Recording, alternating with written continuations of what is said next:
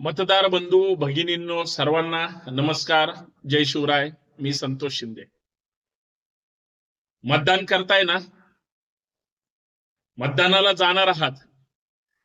मतदानाला जात असताना एक गोष्ट नक्की करा, जे काही 2-4 मिनिट लागतील त्याच्यातला 1 मिनिट मात्र एकदा गंभीरपणे मागच्या 7-8-10 वर्षातला सगळा त्रास आठवा. मतदानाला सोबत जात असताना आपला स्वतःचा मेंदू सुद्धा सोबत घेऊन जा, कारण बऱ्याच जणांनी मतं विकली आणि बऱ्याच जणांनी मेंदू सुद्धा गुलाम ठेवला. असं अजिबात करू नका.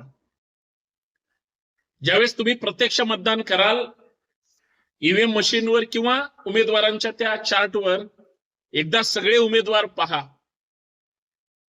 कोण कुठल्या पक्षात होतं, कोण कुठल्या पक्षात गेलं, आयाराम गयाराम, हौशे नवशे गवशे, हे सगळं वाचा. लोकशाही मजबूत तुम्हाला करायचे, तुम्ही तुमचं पवित्र मत हे दिलंच पाहिजे.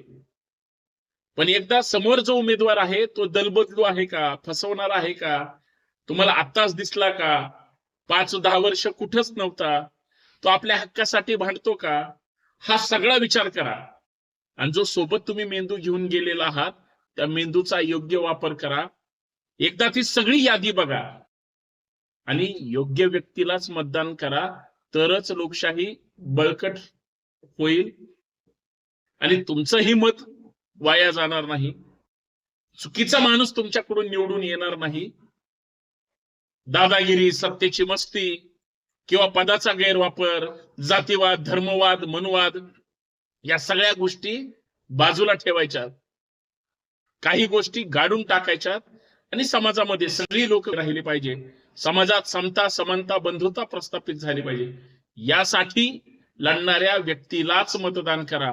मग तो व्यक्ती असो किंवा त्याची पार्टी असो, फक्त ते लोकहिताचा विचार करणारे असावी, एवढंच. पण मतदान मात्र 100% करा. जय शिवराय.